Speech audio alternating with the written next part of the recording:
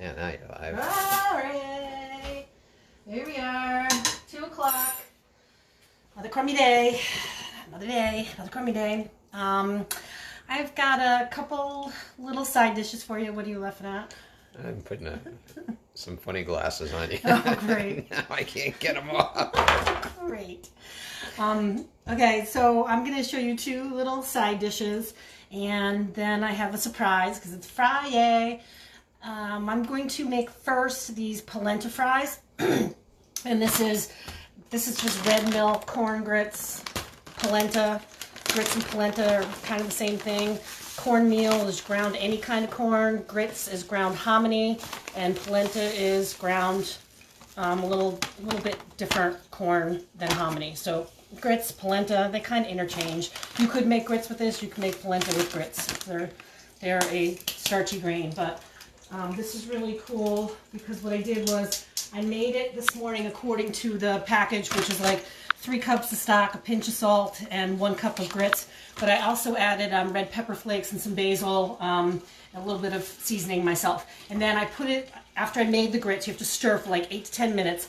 After I made the grits, I poured them out on this pan and I put it in the refrigerator to cool. And then I cut it into these sticks. So what we're going to do is we're going to brush these sticks with that flavored oil that I made the other day with the basil stems and the garlic and crushed red pepper. And I'm going to brush them lightly with this olive oil. And I want to get both sides, so I'm going to flip them over. Nice. And brush the other side. And I'm going to bake these for the most part, which is the ones that I did earlier. But I'm also just going to show, because I have that oil from the other day, I'm just going to show what they look like fried versus what they're going to look like baked. So they're going to go on this sprayed cookie sheet or sheet pan or whatever you have. I didn't put a liner down, just sprayed it. And I'm rolling these in breadcrumbs and Parmesan, seasoned breadcrumbs and Parmesan. And I'm going to bake them at 400 for like 15 to 20 minutes or until they're like golden brown. All right, so I'm going to let me save a couple just to fry them too. All right, so these I'm going to put in the 400-degree oven for 15 to 20 minutes until they're brown. Perfect. And let's see what our oil says over here. It's not that hot yet. I'm trying to get 360 on there, so not quite yet. Some water must have got in there. That's why that's doing that. So A special guest viewer today from Boca Grande, Florida. Oh, my mom. My mom made it. All right, well, we're going to wait for that to get to 360 to do the frying part of that. But you can go ahead and I'll show the baked fries, which you have here. This is what they look like when they come out of the oven, 400 degrees for 15 to 20 minutes. And they're baked. They're golden, crispy. Maybe be able to trick the kids into thinking they're French fries, but they're actually cornmeal polenta. Kids don't want to eat polenta because it sounds like another word. You can figure that out. While I wait for that, I'm going to go to our second item, which are these twice baked potatoes. So, show this, what we did with these. We took baker potatoes and we just scored the top with a knife. That when they were raw, we scored the top of these, and then we put oil and salt and pepper mix on them, and we baked them in the oven for about an hour, 400 degrees again, until they're soft. See how when I press that and squeeze? This was what I was talking about the other day with mashed potatoes. To be successful with the twice baked potatoes, you have to make sure that they're cooked all the way. If they're not cooked all the way, you're going to have a lumpy, mushy potato mix when we get to doing this. And then the other thing that I talked about was I heated my milk and my butter ahead of time, not put my butter into the hot potatoes. Still not hot enough. Okay, now these guys are hot. So what you do is you peel this little top part off. You can make potato skins with this if you were doing a bunch of them. Like when we did them in the restaurant, we'd be doing them 10 dozen at a time, and we would take these and make potato skins for the staff. It's always a favorite. So you have a spoon like this, and I'm going to grab a clean towel because these are hot. And what you do is you kind of squeeze and scoop this potato out of the inside. Again, we're making twice baked potatoes, okay? So you scoop most of the potato out of the shell, and then you put your shell back on your... So I'm kind of squeezing it And this potato wouldn't come out of here if it weren't cooked all the way. You'd be ripping the skin and not getting the potato out of it. So the prep crew did an excellent job on preparing these potatoes.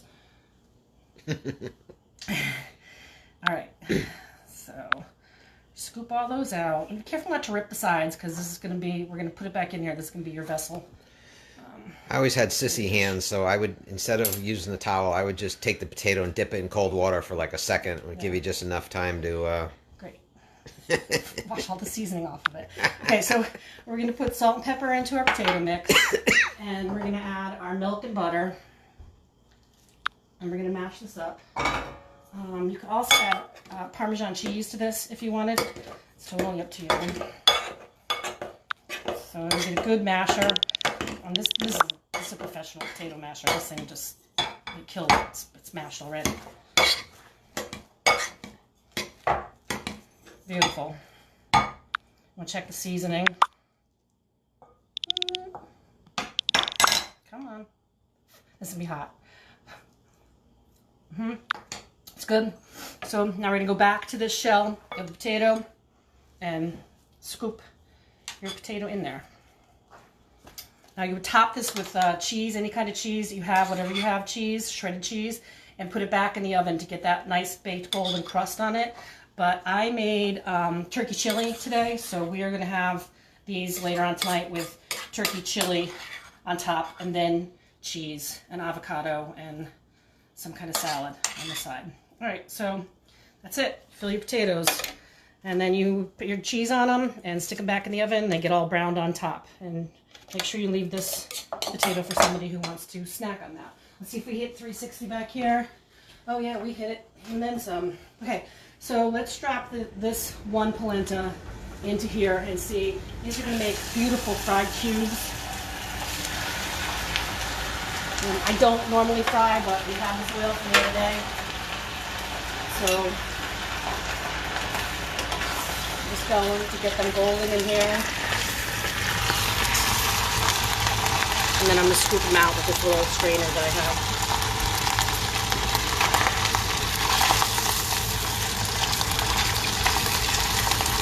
We served this in the restaurant over charred tomato sauce with pan-seared salmon, and this was a really popular dish. And somebody's texting me. We had one crazy guy that used to come in and just order polenta. Somebody's texting the daylights out of me. Who's that?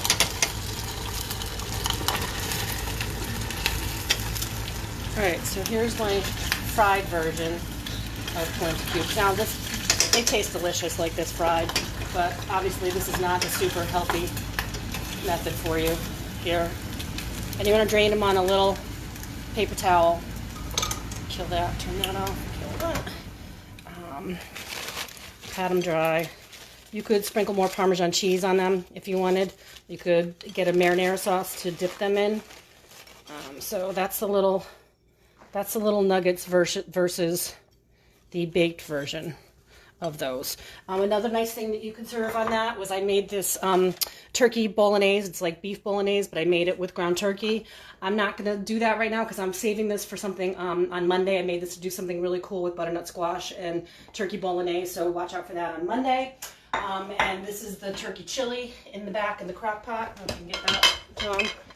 We're going to have that over the potatoes, and I just have this cilantro and scallions that we're going to chop up and put on that. But the highlight of the show today is it's Friday. So guess what? We get to check the clock. Let's see, this is my special pandemic clock for my friends out there who want to drink all day with me. You can get these anywhere. They're, not that complicated. But what we're going to make today is an espresso, an espresso martini. I forgot to get the ice.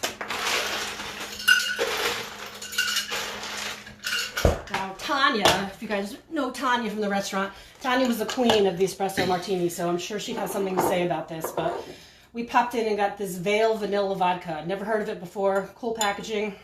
And try that out. So, espresso martini is vanilla vodka in my world, and that's 1.5 ounces. We're going to give you that recipe right there. Who are you? People don't even know are texting me. I have this fake Kahlua here, but you could also use Tia Maria. or Godiva or Bailey's. I think Tanya was vehemently against Bailey's in her espresso martinis, but it's an option. So coffee Kahlua flavor. I am going to put Bailey's in here just for the effect. If I can open it. Okay, now I don't have an espresso machine here. I'm also going to put this Godiva in there because why not? It's Friday. Let's go for it. Oh, this is white Godiva. This is going to be interesting. So I didn't have espresso, so I took my coffee from this morning that was left, Waffle House, and I put it in a saucepan and I reduced it. I cooked it down until it was really, really strong coffee, so that's going to be my espresso. So that's going to go in there. And then you get to do the shaker thing, which is fun. Down here, shake, shake, shake, shake, shake. Now I'm going to give you a recipe, a version of this. This is going to be so good. My mom's glass. Mom, here's her glass. It's her glass when she comes here. And then we're going to pour that into there. Ooh, delicious. Delicious. Who wants one? Everybody wants one. I know my pals out there. I'm going to raise this glass to all my friends and employees. An espresso martini always gets topped with 3. Whoops, that's not good. 3 coffee beans. We'll just get another one over here. The significance of the 3 coffee beans is the Father, the Son, and the Holy Spirit. If you don't put 3 on, you'll get yelled at by an Italian guy. This is my espresso martini. Cheers, everyone. That's not bad. That's pretty all right. Tanya, can't wait till I have one of those with you at a bar, hopefully soon. That's what I got. John has this. All right. Today, we're going to talk about Bobettes. They're over on the Post Road, 93 Boston Post Road, kind of in no man's land just before you get to the Milford Diner there on the left-hand side. They've been there forever. Soups, every imaginable soup. And the good news is they're moving. They're moving to where Olympic Donuts used to be, which, and the good news is that it's only a few 100 yards from my house. So we're looking forward to Bobettes. They got the signs up. Of course, I'm sure they started this project back in January before all this happened. So I'm sure they're going to be moving sometime this summer. But in the meantime, check them out. They're over on, like I said, over on the Post Road. Just in between Aldi's and Stop and Shop. So check them out. All right. It's always 5 o'clock during a pandemic, so everybody go get whatever you have. Make a cocktail. Let me know what you made. That's all for today. We'll see you on Monday until we eat again.